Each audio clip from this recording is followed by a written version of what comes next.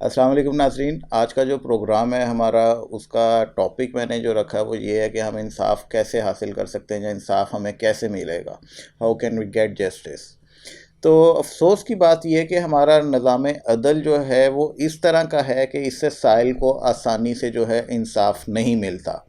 لوگوں کو بہت زیادہ انصاف کا انتظار کرنا پڑتا ہے، اور بہت سے لوگ ایسے ہیں جو انصاف ملنے کے انتظار میں، انصاف حاصل کرنے کے انتظار میں اپنی پوری پوری زندگیاں گزار دیتے ہیں۔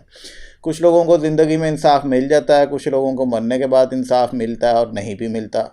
اب انتظار میں زندگی گزر جاتی ہے کہ فیصلہ ان کے حق میں آتا ہے، فیصلہ صحیح ہوتا ہے، فیصلہ غلط ہوتا ہے، فیصلہ کیا ہوتا ہے۔ اب چاہے بچی فاطمہ ہو، فزانہ ہو، چاہے نور مقدم ہو یا چاہے سارہ ہو، کسی کو ابھی تک انصاف نہیں ملا، سارے انصاف کے منتظر ہیں۔ شرم کا مقام تو اس انسپیکٹر کے لیے ہے جو آج پیر جو ہے وہ فیاض شاہ کو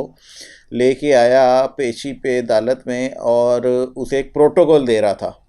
پروٹوکول اس طرح سے کہ جی اسے نہ تو ہتھ کڑی لگائی گئی تھی اور نہ ہی، اور اس سونے پہ سہاگا، اس کے ہاتھ میں موبائل فون تھا، اور اسے فرنٹ سیٹ پہ بٹھا کے لے کے گیا۔ باقاعدہ میڈیا نے یہ ساری چیزیں کور کی۔ دوسری طرف دیکھا جائے تو شاہ محمود قریشی کو آج بختر بند گاڑی میں ہتھ کڑی لگا کر عدالت میں پیشی کے لیے لایا گیا۔ میرا خیال ہے کہ شاہ محمود قریشی ایک زیادہ جانی پہچانی اور زیادہ معتبر شخصیت ہے اس فیاض شاہ ڈھونگی پیر کی نسبت۔ کیونکہ تقریباً 40 سال کا عرصہ شاہ محمود قریشی کو ہو گیا سیاست کرتے ہوئے، اور ان کا جرم اس سے بڑا نہیں ہے ڈھونگی پیر فیاض شاہ سے زیادہ۔ جو اس نے اقدام قتل کیا، اس قتل میں وہ ملوث ہے اس بچی کے، اور شاہ محمود قریشی کے اوپر ایسا کوئی الزام نہیں، جبکہ انہیں بختر بند گاڑی میں ہتھ کڑی لا کے لایا گیا، جو کہ بہت سراسر زیادتی ہے۔ سراسر ہمارے جو انصاف ہے نا، جو عدل ہے، جو قانون ہے، اس کے منہ پر ایک تمانچہ ہے۔ اس انسپیکٹر کی اس حرکت کے اوپر میں مطالبہ کرتا ہوں کہ ڈھونگی پیر جو ہے فیاض شاہ اور اس کی فیملی، ان کے ساتھ اس انسپیکٹر کو جو ہے نا شریک جرم ٹھہرایا جائے، اور اس کے اوپر وہی کارروائی کی جائے جو ان لوگوں کے اوپر ہے۔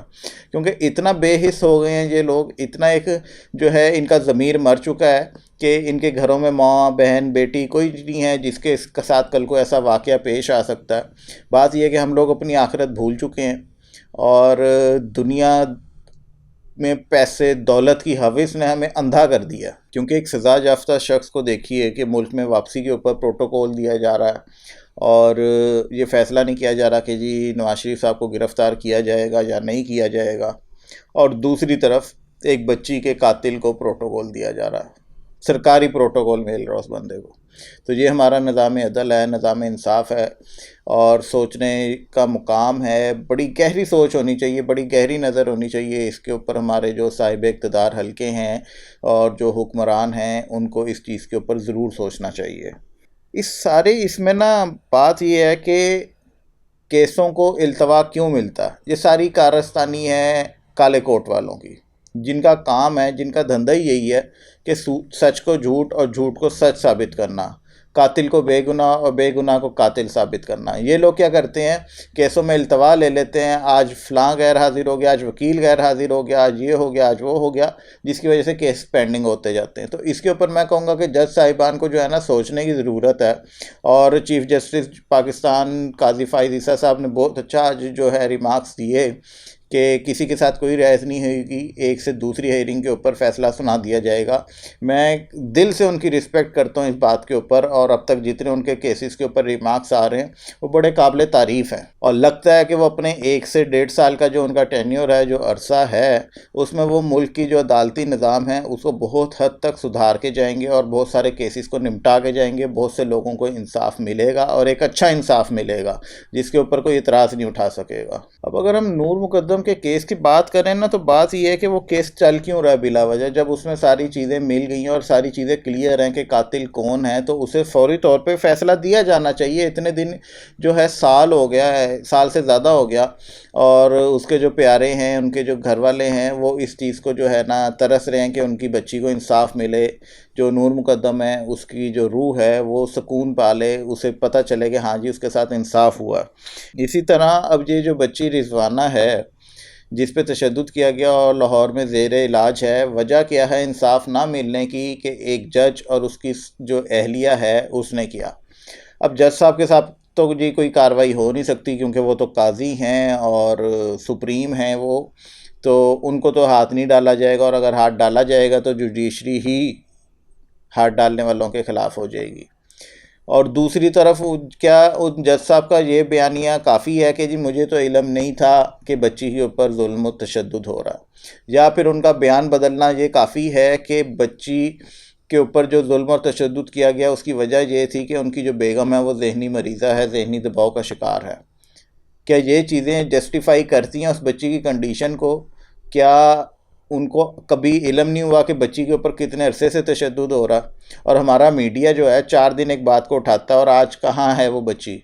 کہاں ہے اس کا کیس؟ کوئی میڈیا نہیں دکھاتا۔ انصاف کے انتظار میں ہمارے ملک میں لوگوں نے اپنی زندگیاں گنوا دیں، اور اس کی ایک مثال عمران خان صاحب کے دور حکومت کا واقعہ ہے، سانحہ ساہیوال جو ہوا۔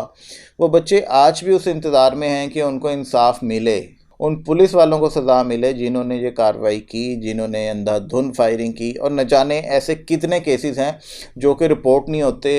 اور ڈیلی کی روٹین میں ہوتا ہے کہ لوگوں کے ساتھ زیادتی ہو رہی ہے، اور جو کیس رپورٹ ہو جاتے ہیں وہ لوگ عدالتوں کے چکروں میں پھنس جاتے ہیں، عدالتوں میں چکر پہ چکر، تاریخ پہ تاریخ پڑتی رہتی ہے، اور ہوتا یہ ہے کہ وکیل حضرات جو ہیں ان کی فیسیں اتنی زیادہ ہیں کہ کئی لوگ، ابھی ریسنٹلی بھی ایک واقعہ ہوا کہ ایک جو سائل تھا اس نے اپنا کیس واپس لے لیا چیف جسٹس قاضی فائز عیسیٰ کے پوچھنے پہ۔ اس نے بتایا کہ جناب میری اتنی سکت نہیں ہے کہ وکیل کی فیس دے سکوں، تو برائے مہربانی کچھ سے میں نے صلح کر لی ہے، کچھ کے خلاف جو درخواست تھا میں اسے واپس لیتا ہوں۔ تو یہ ہمارے ملک کے حالات ہیں انصاف کے، عدل کے، کہ جسے دیکھ لیں وہ ٹوکا لے کے بیٹھا ہوا ہے، خاص کر یہ وکیل حضرات جو ہیں۔ اب میں وکیلوں کے خاص خلاف نہیں ہوں، لیکن بہت سا 90% طبقہ ایسا ہے جو کہ صرف پیسے کے لیے بیٹھا ہوا۔ انصاف کا یہ حالات ہیں کہ محترمہ بے نظیر بھٹو شہید کے قاتلوں کو انصاف نہیں مل سکا، لیاقت علی خان کے قاتلوں کا نہیں پتہ لگایا جا سکا، اور بے شمار ایسے واقعات ہیں۔ اب بات یہ ہے کہ ہمیں اپنی کسی بھی سیاسی پارٹی کے لیڈر کے پیچھے لگنے کی بجائے ان سے انصاف کا تقاضا کرنا چاہیے، اور طاقتور حلقوں سے انصاف کا تقاضا کرنا چاہیے، کیونکہ ہمارے سیاستدان جو ہیں آپ دیکھ لیں کہ کوئی بھی ہے، کسی بھی پارٹی کا لیڈر ہے، صرف اور صرف اپنی جو ہے نا مفاد اور اقتدار کی سیاست لڑ رہے ہیں، جنگ لڑ رہے ہیں۔ کسی کو نہیں پڑی ہوئی کہ ملک کا کیا حال ہے، ملک میں کسی غریب کو انصاف ملتا ہے یا نہیں ملتا۔ غریب کی بات پورا صرف اس وقت تک کی جاتی ہے جب تک کہ الیکشن میں وہ ووٹ حاصل نہیں کر لیتا، یا اگر اس کا کوئی ذاتی مفاد کا کوئی کام ہے الیکشن کے علاوہ، تب تک وہ غریب کی جو ہے نا حمایت حاصل کرتے ہیں، اس کے خلاف غریب جائے بھاڑ میں۔ آپ سب کو اور مجھے سوچنے کی ضرورت ہے اور تقاضا کرنے کی ضرورت ہے انصاف کرنے والے اداروں سے، اپنے سیاسی لیڈران سے، حکمرانوں سے، سب سے ہمیں انصاف کی امید رکھنی چاہیے، اور یہ تقاضا کرنا چاہیے کہ ہمیں جلد سے جلد عوام کو جو ہے ہر معاملے میں انصاف دیا جائے، ہر معاملے میں عدل کیا جائے، بجائے اس کے کہ صرف اور صرف اپنے مفاد کی سیاست کی جائے۔ اور